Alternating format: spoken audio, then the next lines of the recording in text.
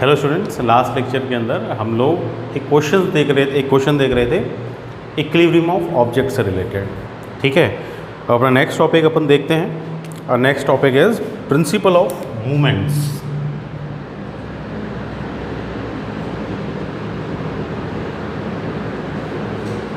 उसी से रिलेटेड है, टॉर्क से। ये principle of movements generally lever और पाइवोट के लिए यूज़ होता है। मान लो मेरे पास ये एक रॉड है, स्ट्रेट रॉड, इसको मैंने किसी पाइवोट पर रखा है। ठीक है, इसका डिस्टेंस है d1 और इस पर फोर्स लग रहा है F1। ठीक है, ये कहाँ लेके जाएगा इसको? एंटी क्लॉकवाइज डायरेक्शन में। लेट ये डिस्टेंस d2 है, यहाँ दूसरा टॉर्क फोर्स लग रहा है जो कहाँ लेके जाएगा इसको? क्लॉकवाइज डायरेक्शन में। ठीक है, तो अपना जो प्रिंसिपल ऑफ मूवमेंट है वो क्या बोलता है कि कोई जो क्लॉकवाइज टॉर्क है वो एंटी क्लॉकवाइज टॉर्क के इक्वल होगा अगर ये अपना ऑब्जेक्ट इक्विलिब्रियम में है। तो this is principle of movements. अब टॉ1 अगर मैं निकालूँ क्या होगा? Force F1 into distance d1 equal to force F2 into क्या हो जाएगा? Distance d2। दैट मीन्स दोनों ही एंड्स पे लगने वाले टॉर्क एक दूसरे के कैसे हैं? इक्वल हैं। तो अगर वो दोनों टॉर्क इक्वल हैं तो देखो, अगर मान लो मैं ये d1 लार्ज रखूं, ठीक है, तो इसके इक्वल टॉर्क जनरेट करने के लिए F1 की वैल्यू क्या हो जाएगी? स्मॉल हो जाएगी। ठीक है, दूसरी साइड अगर मैं d2 को स्मॉल रखूं तो F2 की वैल्यू क्या हो जाएगी? लार्ज हो जाएगी। कहाँ यूज आया है कॉन्सेप्ट? मान लो मेरे पास कोई एक लीवर है, ठीक है, इस लीवर से मुझे ये हैवी वेट को क्या करना है? पुल करना, उठाना है। अपन क्या करते हैं जब भी लीवर यूज करते हैं तो एक पाइवट लगाते हैं, देखा होगा आपने प्रैक्टिकली, है ना। जब भी लीवर से किसी चीज़ को उठाते हैं तो उस पर जनरली एक पाइवट लगाया जाता है। ठीक है, उस पाइवट से क्या होता है कि देखो यहाँ अपन एक फोर्स अप्लाई करेंगे इस पर, इसको ऐसे अपन क्या करते हैं? नीचे पुश करते हैं, इसको बोलते हैं अपन एफर्ट। ठीक है, इससे अपन ये ऑब्जेक्ट उठाएंगे तो इधर क्या लगेगा? इधर फोर्स लगेगा इस पर, तभी तो ये उठेगा। इसको क्या बोल रहे हैं अपन? लोड बोल रहे हैं। ये जो डिस्टेंस है पाइवट से एफर्ट का, इसको बोलते हैं एफर्ट आर्म, जिसको मैं बोल रहा हूँ d1। ठीक है, जो एफर्ट आर्म लगाया वो क्या हो गया? F1। ये लोड का डिस्टेंस हो गया लोड आर्म, जिसको मैं क्या बोल रहा हूँ? d2। यहाँ जो फोर्स लगेगा वो क्या हो जाएगा? F2। तो अगर मैं d1 को लार्ज रखूं, d1 को क्या रख रहा हूं? लार्ज रख रहा हूं। किससे? d2 से।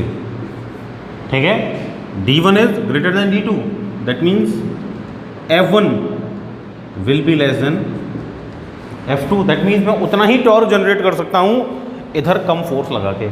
मतलब इधर स्मॉल फोर्स लगाऊं, d को लार्ज कर दूं, तो अपन इधर स्मॉल फोर्स लगा के ज़्यादा लोड जनरेट कर सकते हैं। इसीलिए जनरली आपने देखा होगा जब भी लीवर यूज करते हैं तो पाइवोट को हमेशा कहाँ लगाते हैं? लोड के पास लगाते हैं। लोड के पास लगाने से क्या होता है?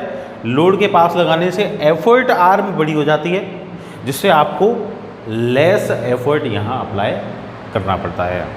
ठीक है, इसका मतलब ये हो गया कि भाई एफर्ट आर्म जितनी लार्ज होगी, एफर्ट अपन को उतना कम लगाना पड़ेगा। ठीक है, इसीलिए अपन जब भी लीवर, अच्छा इसको प्रिंसिपल मूवमेंट के साथ साथ प्रिंसिपल ऑफ लीवर भी बोलते हैं। क्यों बोल रहे हैं? क्योंकि जनरली किस में काम में आता है? लीवर में काम में आता है। ठीक है, तो वहाँ अपन को अगर एफर्ट कम लगाना है तो एफर्ट आर्म को अपन को क्या करना पड़ेगा? लार्ज करना पड़ेगा। ठीक है, this is principle of movements. आ गई बात समझ में?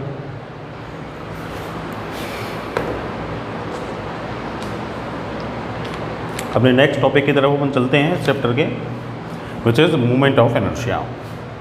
ठीक है, देखें,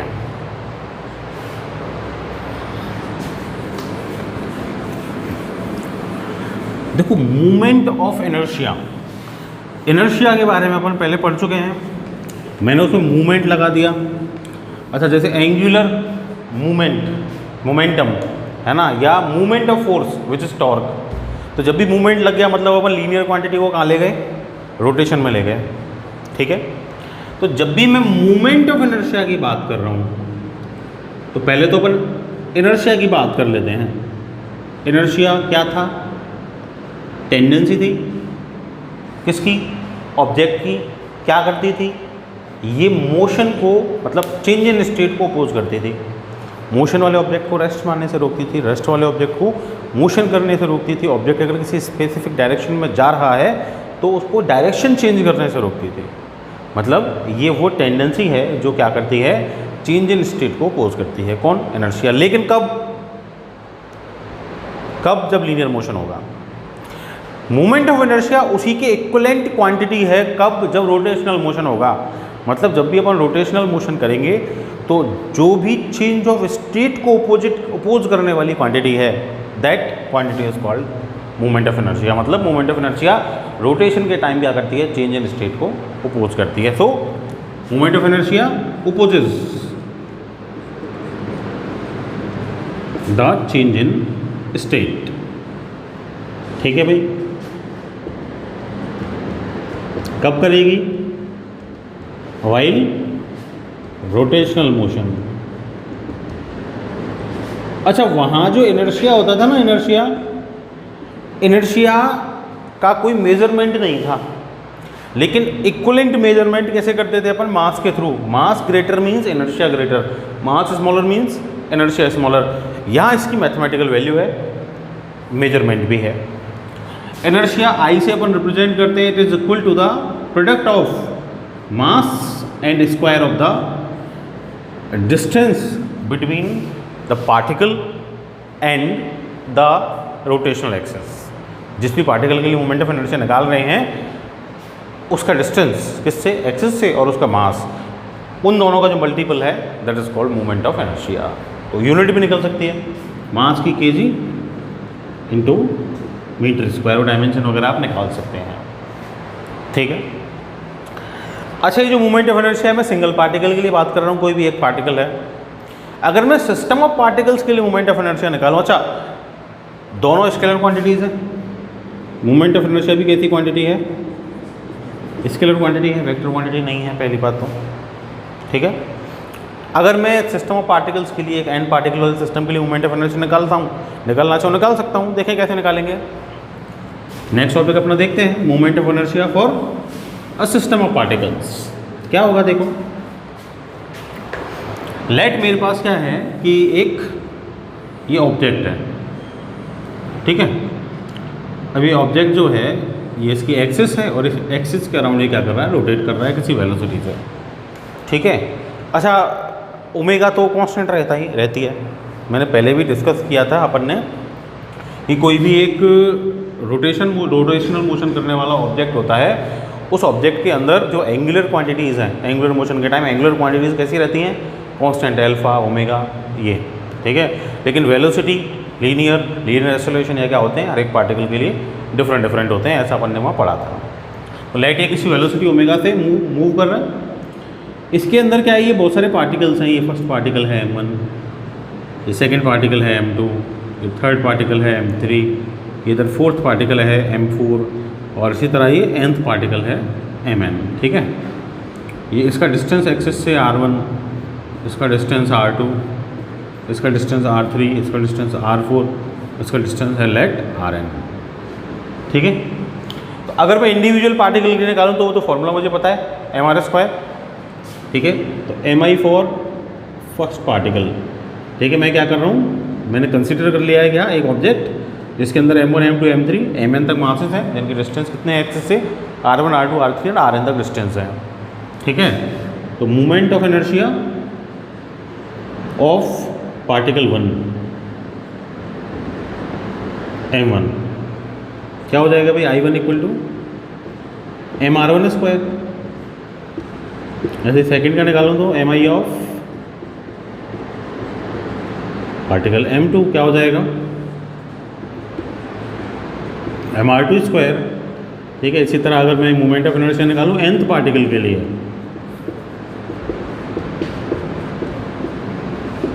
क्या हो जाएगा? in, ये m1, ये m2 और ये mn rn²। ठीक है। अब ये तो स्केलर क्वांटिटीज़ है। सारी स्केलर क्वांटिटीज़ है, सारे moment of inertia. Scalar quantities को तो अपन डायरेक्ट ऐड कर सकते हैं, है ना, कोई झंझट ही नहीं है।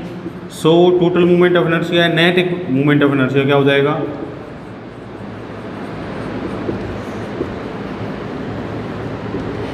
नेट मोमेंट ऑफ इनर्शिया हो जाएगा I equal to I1 plus I2 plus dash dash dash IN। So I will be M1R1 square, M2R2 square, M3R3 square and dash dash dash MnRn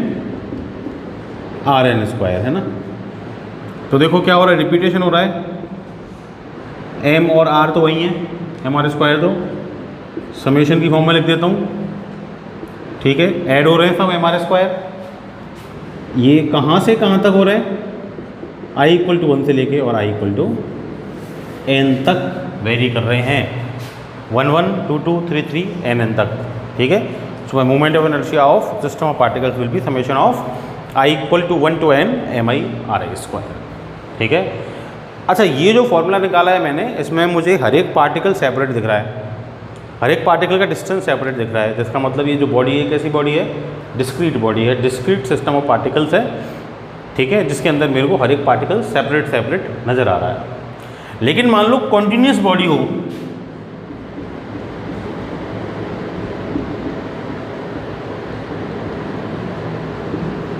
continuous में तो मेरे को particle पता चलेगा नहीं, separate separate. तो फिर क्या करते हैं कॉन्टिन्यूस के लिए, वही जो सेंटर ऑफ मास में किया था, तो भाई एक स्मॉल मास कंसिडर कर लो कहीं भी इस पूरे में से। लेट यहाँ ले लिया, लेट ये क्या कंसिडर करते हो उसको एज अ पार्टिकल, तो उसका मास अपन ले लेते हैं dm। उसका कुछ भी डिस्टेंस होगा क्या, r। दैट मीन्स जो movement of inertia small di equal to क्या हो जाएगा, r स्क्वायर इंटू dm। भाई mr स्क्वायर है, तो m is dm into r square, ठीक है। मेरे को टोटल के लिए फाइंड करना है, तो क्या करूं मैं, ऐसे मान लो कि सारा ही जो सिस्टम है वो उसी तरह के स्मॉल पार्टिकल से dm जिनका मास है उनसे मिलके बना है, तो सबको ऐड कर दूं तो क्या हो जाएगा, integration di r square dm, I equal to क्या हो जाएगा, integration r square dot dm। इसको यूज़ करेंगे अभी अपन, इसका एक एग्जांपल देखेंगे, ठीक है, जिससे अपन क्या कर सकते हैं, मोमेंट ऑफ इनर्शिया फाइंड कर सकते हैं। तो उसके लिए अपन को क्या करना पड़ेगा कि जिसका भी मोमेंट ऑफ इनर्शिया फाइंड करना है, उसके लिए पहले मेरे को एक उसका एलिमेंट dm फाइंड करना पड़ेगा, एलिमेंट फाइंड करना पड़ेगा, उसका मास dm फाइंड करना पड़ेगा, उसका डिस्टेंस r स्क्वायर से मल्टीप्लाई करके मैं उसका मोमेंट ऑफ इनर्शिया फाइंड कर सकता हूँ। वही सेम मेथड जो अपन ने सेंटर ऑफ मास के लिए अप्लाई किया था, वैसे ही अप्लाई करके अपन मोमेंट ऑफ इनर्शिया भी निकाल सकते हैं, ठीक है। So this is moment of inertia for system of particles, discrete के लिए और कॉन्टिन्यूस के लिए, ठीक है भाई। नेक्स्ट टॉपिक देखें अपना, next topic is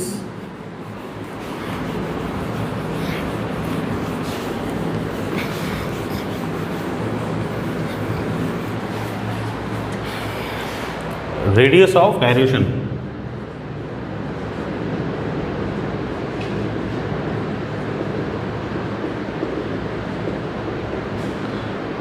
radius of gyration क्या है, कोई भी अपने पास एक सिस्टम ऑफ पार्टिकल है, लेट ये ही एक सिस्टम ऑफ पार्टिकल मेरे पास है, ठीक है। इस एक्सिस के अराउंड रोटेट कर रहा है, इसमें बहुत सारे पार्टिकल्स हैं, m1 m2 m3, इस तरह ये mn, ठीक है, ये पार्टिकल्स हैं इसके अंदर।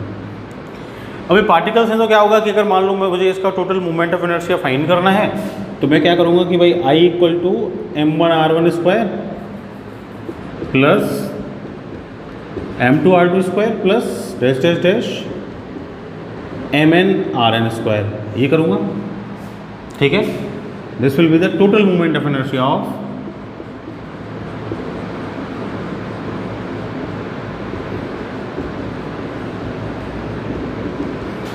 Of this system of particles, ठीक है।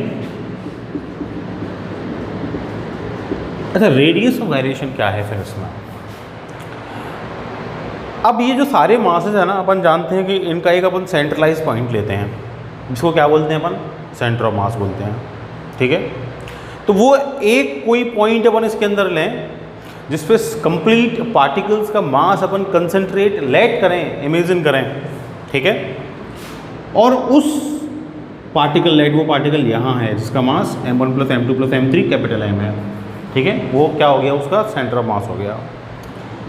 उसका डिस्टेंस अगर कैपिटल R है, ठीक है, तो टोटल मास का कैपिटल R के स्क्वायर के साथ अगर मल्टीप्लाई कर दिया जाए और वो प्रोडक्ट अगर टोटल मूवमेंट ऑफ इनर्शिया को रिप्रेजेंट कर दे, मतलब टोटल मूवमेंट ऑफ इनर्शिया निकलना तो कहाँ से चाहिए, यहाँ से m1r1² m2r2² प्लस डेस mn_r1² से। पर अगर कोई ऐसा पार्टिकल हो उस बॉडी के अंदर जिस पार्टिकल के मास और उसके रोटेशनल एक्सिस से डिस्टेंस के स्क्वायर को डायरेक्ट मल्टीप्लाई करने पर मुझे सीधा ही क्या मिल जाए, उस टोटल बॉडी का मूवमेंट ऑफ इनर्शिया मिल जाए, तो उस पार्टिकल के डिस्टेंस r को अपन बोलते हैं रेडियस ऑफ गायरेशन। मतलब वो रेडियस ऑफ गायरेशन का स्क्वायर, उस पार्टिकल का टोटल मास, वही दोनों मिलकर क्या कर देंगे, उस टोटल बॉडी के मूवमेंट ऑफ इनर्शिया को रिप्रेजेंट कर देंगे, ठीक है। That means I is mr², तो r क्या होगा, radius of gyration, that means r² is equal to I/m, तो r इक्वल टू क्या होता है, √I/m। This is the radius of gyration. इस फॉर्मूला से अपन उसे कैलकुलेट कर सकते हैं, ठीक है। I की वैल्यू क्या होगी,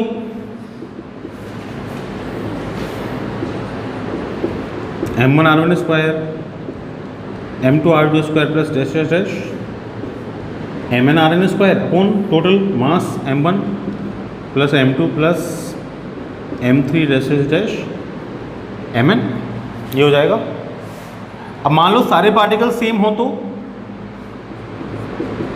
m1 equal to m2 equal to m3 equal to mn equal to क्या हो, m हो, तो फिर क्या होगा formula, then r will be √ ये mr² और ये mr1² mr2² mrn² upon m plus m plus dash m, तो r इक्वल टू क्या हो जाएगा, ये तो कॉमन आ जाएगा, n टाइम्स ऐड किया mn आ जाएगा, तो r1² plus r2² plus dash rn² upon क्या हो जाएगा, n हो जाएगा, ठीक है। तो अगर सारे सेम मास वाले पार्टिकल्स वाला सिस्टम है तो इस फॉर्मूला से अपन क्या कर सकते हैं, उसका सेंटर ऑफ मास फाइंड कर सकते हैं, ठीक है। So this is radius of gyration, ठीक है भाई। अब ये जो अपन ने सेंटर ऑफ मास निकाला, सॉरी मूवमेंट ऑफ इनर्शिया निकाला, तो मूवमेंट ऑफ इनर्शिया में जो अपना फॉर्मूला आया है वो क्या है, I इक्वल टू mr²। मतलब I मूवमेंट ऑफ इनर्शिया किस पे डिपेंड कर रहा है, एक तो मास डिस्ट्रीब्यूशन पे डिपेंड कर रहा है, ठीक है, और किस पे डिपेंड कर रहा है, r which is the distance from the rotational axis. इसका मतलब ये हो गया कि अगर रोटेशनल एक्सिस का डिस्टेंस चेंज हो जाएगा तो मूवमेंट ऑफ इनर्शिया भी चेंज हो जाएगा। इसका मतलब क्या हो गया कि अगर रोटेशनल एक्सिस चेंज हो गई तो ऑब्जेक्ट का मूवमेंट ऑफ इनर्शिया चेंज हो जाएगा, ठीक है। मतलब मान लो ये एक ऑब्जेक्ट है मेरे पास, ये सर्कुलर ऑब्जेक्ट है ना, इसको सेंटर के अराउंड किसी एक्सिस के अराउंड ऐसे रोटेट करवाऊँ, या फिर ये कोई एक्सिस साइड में ले ली, इसके अलावा ऐसे पूरा कंप्लीट को रोटेट करवाऊँ, ठीक है, तो दोनों के लिए मूवमेंट ऑफ इनर्शिया कैसा होगा, डिफरेंट होगा। इसका मतलब मूवमेंट ऑफ इनर्शिया किस पर डिपेंड करता है, एक्सिस पर डिपेंड करता है। अगर एक्सिस चेंज हो जाएगी तो मूवमेंट ऑफ इनर्शिया भी चेंज हो जाएगा, ठीक है। एक एग्जांपल देखते हैं अपन मूवमेंट ऑफ इनर्शिया का कॉन्टिन्यूस बॉडी के लिए। देखो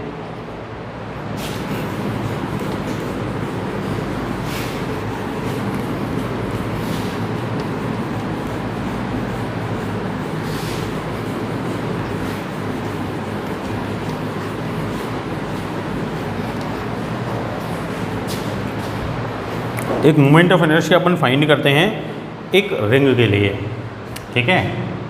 माय नेक्स्ट टॉपिक इज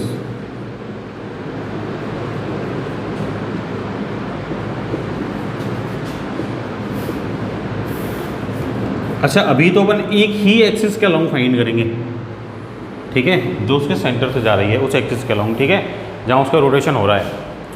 बाकी की एक्सिस चेंज करने पे क्या इफेक्ट होगा, तो वो इफेक्ट निकालने के लिए क्या है, अपने पास दो थ्योरम है, परपेंडिकुलर एक्सिस थ्योरम और पैरेलल एक्सिस थ्योरम, वो अपन इसके बाद देखेंगे। देखो मुझे क्या करना है, एक रिंग का साइन मूवमेंट ऑफ इनर्शिया फाइंड करना है। तो लाइट मेरे पास ये एक रिंग है, ठीक है, ये ऐसे इस प्लेन में रखी हुई है, ठीक है भाई, इस प्लेन में रखिए, इसकी एक्सिस ये रही, इसके अलावा क्या कर रही है, ये ऐसे रोटेट कर रही होगी, इसकी रोटेशनल एक्सिस है, ठीक है। इसका मुझे क्या करना है, मूवमेंट ऑफ इनर्शिया फाइंड करना है। अच्छा मेरे पास जो फॉर्मूला है that is integration r square dot d m, मतलब पहले मुझे क्या चाहिए कि स्मॉल एलिमेंट इसमें से लेना पड़ेगा, ठीक है, और उसी तरह के एलिमेंट से मिलके बना हुआ मैं कंप्लीट रिंग को मानूंगा। अब क्या होगा कि भाई ये देखो ये क्या है, ये एक रिंग है। अब रिंग जो होती है ना, वो रिंग की का जो मास होता है वो कहाँ होता है, वो उसकी लेंथ में होता है, पेरीमीटर की लेंथ में। क्यों? क्योंकि रिंग के अंदर तो कुछ होता ही नहीं, वहाँ तो वो होलो है। मास का डिस्ट्रीब्यूशन कहाँ है, उसके पेरीमीटर पे। पेरीमीटर मतलब उसकी लेंथ में, लाइन पे। मतलब रिंग के अंदर जो मास डिस्ट्रीब्यूशन होगा वो लीनियर मास डिस्ट्रीब्यूशन होगा, ठीक है। लेंथ कितनी होती है उसकी, 2 पाई आर। लेट इसका मास कैपिटल एम है, mass of ring equal to क्या हो जाएगा, कैपिटल एम, ठीक है। अच्छा कितनी लेंथ का है ये, 2 पाई आर लेंथ का है ना। सो मास पर यूनिट लेंथ क्या हो जाएगा,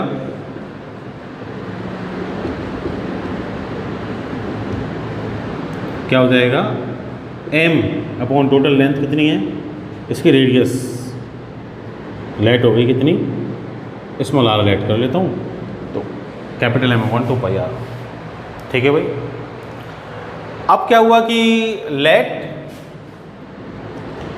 ये जो अपनी रिंग है, ठीक है, ये बहुत छोटे छोटे पार्टिकल से मिलके बनी है, छोटे छोटे एलिमेंट से मिलके बनी है, ठीक है।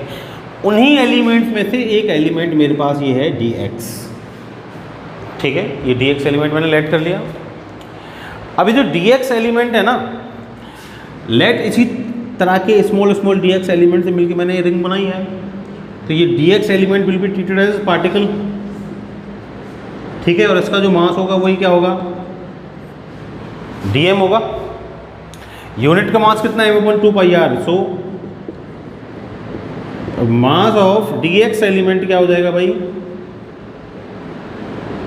मास ऑफ dx एलिमेंट हो जाएगा dm इक्वल टू, यूनिट का मास है m/2 पाई आर और dx का m/2 pi are into dx, ये हो जाएगा, ठीक है।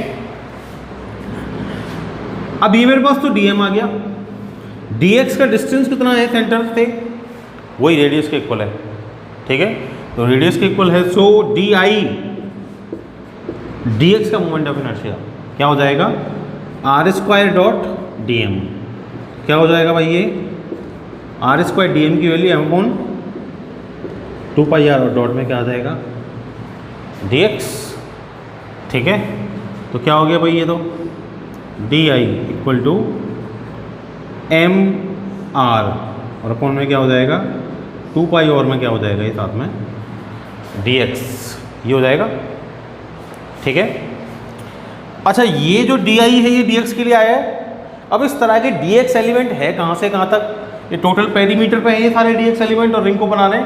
तो यहाँ से अगर मैं 0 लेट करूँ तो वापस घूम के लेंथ कितनी आ जाएगी, 2 पाई आर पेरीमीटर के इक्वल। दैट मीन जो टोटल मूवमेंट ऑफ इनर्शिया होगा वो सबका सम होगा ना, that is integration of di, सारे di सारे एलिमेंट्स के मूवमेंट ऑफ इनर्शिया का सम। सो i इक्वल टू क्या हो जाएगा, अच्छा di की वैल्यू क्या है, ये रही मेरे पास m/r अपॉन 2 पाई और डॉट में क्या हो जाएगा dx, कहाँ से कहाँ तक करना है मेरे को 2 पाई आर तक, ठीक है। अब i equal to 0 to 2 pi r, तो मैंने लिमिट अप्लाई कर दी, dx के रेस्पेक्ट में करना है मुझे डिफरेंशिएशन, तो बाकी सारी चीज़ें तो क्या हो गई कॉन्स्टेंट क्या बचेगा dx 1 डॉट dx, ठीक है। क्या होगा इंटीग्रेशन, x हो जाएगा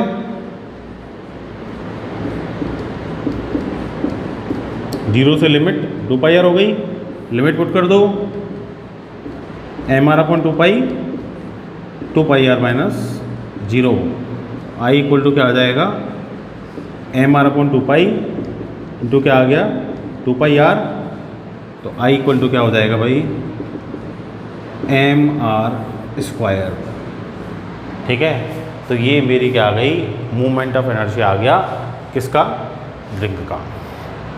ठीक है, फिर m is the total mass of the ring and r is the radius of the ring.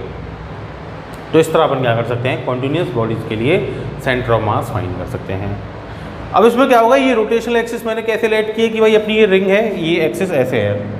ठीक है, अब मान लो ये ऐसे ना हो कि ऐसे हो जाए, इसके अलोंग ऐसे रोटेशन हो जाए, यहाँ हो जाए इसके अलोंग ऐसे रोटेशन हो जाए, तो क्या इफेक्ट पड़ेंगे वो अपन कैलकुलेट कर सकते हैं परपेंडिकुलर एक्सिस और पैरेलल एक्सिस थ्योरम से। तो वो अपन देखते हैं।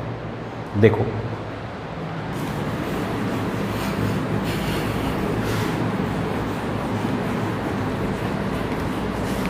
अपना नेक्स्ट टॉपिक है, पहले परपेंडिकुलर एक्सिस थ्योरम अपन देख लेते हैं। ठीक है, उसके बाद पैरेलल एक्सिस थ्योरम देखेंगे। परपेंडिकुलर एक्सिस थ्योरम, अच्छा नाम से पता चल रहा है कि भाई ये परपेंडिकुलर एक्सिस के रेस्पेक्ट में मोमेंट ऑफ इनर्शिया अपन इसे फाइंड कर सकते हैं। कौन सी परपेंडिकुलर एक्सिस, अगर किसी एक्सिस के अलोंग पता है मोमेंट ऑफ इनर्शिया तो उसकी परपेंडिकुलर एक्सिस के अलोंग अपन इस थ्योरम का यूज करके फाइंड कर सकते हैं।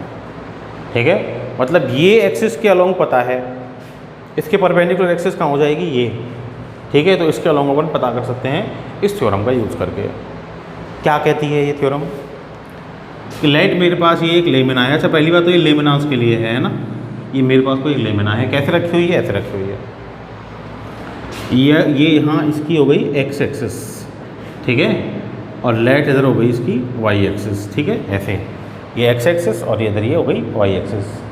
ठीक है, और ये हो गया मेरा जेड एक्सिस। ठीक है, ठीक। परपेंडिकुलर एक्सिस थ्योरम ये कहती है कि अच्छा ये एक्स और वाई जो एक्सिस है ना, ये कहाँ पे है, ये जो अपनी लेमिना है ना इसी के प्लेन में, ये एक्स और ये वाई। जेड इस लेमिना के परपेंडिकुलर प्लेन में है।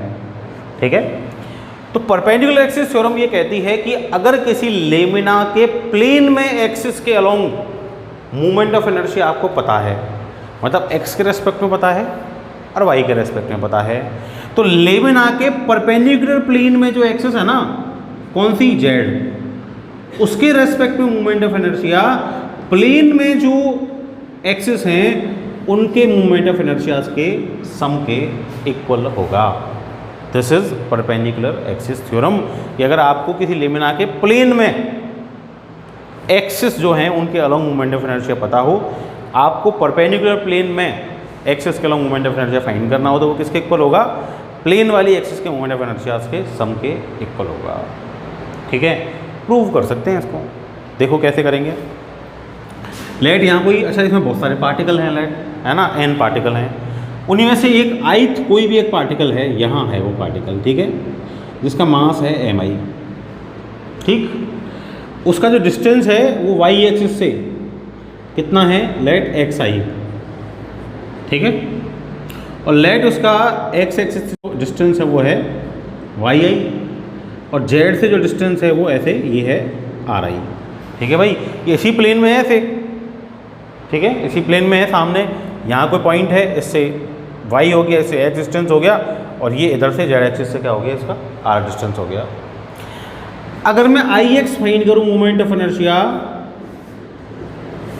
अलोंग x एक्सिस इसका, ठीक है, moment of inertia along x axis क्या हो जाएगा भाई, ix इक्वल टू इसका मास हो गया लेट mi। ठीक है, x एक्सिस से डिस्टेंस क्या है इसका, yi, तो mi yi square. Movement of inertia, ये प्रूफ अपन देख रहे हैं, movement of inertia along y axis क्या हो जाएगा, आई वाई इक्वल टू एम आई, मास तो एम आई है, y एक्सिस से डिस्टेंस कितना है, एक्स आई, तो क्या हो जाएगा ये x i square. Equation number क्या हो गई, सेकंड। अगर ऐड करूँ 1 और 2 को, इक्वेशन 1 प्लस 2 क्या हो जाएगा, I x plus I y equal to क्या हो गया, ये m i y i square plus m i x i square. तो I x plus I y equal to क्या हो गया, एम आई तो मैंने कॉमन ले लिया, वाई आई स्क्वायर प्लस क्या हो गया, ये एक्स आई स्क्वायर। किसके इक्वल है भाई, ये वाई आई, ये एक्स आई के पैरेलल क्या हो गया, एक्स आई। राइट ट्राइंगल बन रहा है, इस राइट ट्राइंगल में क्या हो रहा है, base square plus perpendicular square equal to hypotenuse square. That means x i square plus y i square equal to क्या हो जाएगा, आर आई स्क्वायर। ये होगा राइट ट्राइंगल से। That means x i square plus y i square को मैं क्या लिख सकता हूँ, आर आई स्क्वायर लिख सकता हूँ। That means I x plus I y क्या हो जाएगा, m i square and r i square. और m i square r i square क्या हो जाएगा भाई, आर डिस्टेंस किससे है, जेड एक्सेस से, ठीक है। तो एम आर स्क्वायर, तो डिस्टेंस किससे आ गया, ये जेड एक्सेस से, तो ये क्या हो जाएगा, आई जेड हो जाएगा। तो हो गया प्रूफ कि भाई अगर जेड एक्सिस परपेंडिकुलर प्लेन के परपेंडिकुलर एक्सिस के along moment of inertia find करना है, तो उसी प्लेन में जो पहले से एक्सिस हैं उनके अलोंग मोमेंट ऑफ इनर्शिया को क्या कर दो, आप सम कर दो, ऐड कर दो, ठीक है। So this is perpendicular axis theorem, ठीक है। कहाँ यूज़ करेंगे कि भाई किसी एक एक्सिस के अलोंग पता हो तो उसके परपेंडिकुलर एक्सिस के अलोंग अपन को फाइंड करना हो, ठीक है। उसके लिए अपन परपेंडिकुलर एक्सिस थ्योरम यूज़ करेंगे। अब पैरेलल एक्सिस थ्योरम अपन नेक्स्ट लेक्चर के अंदर देखेंगे। That's all for today, thank you.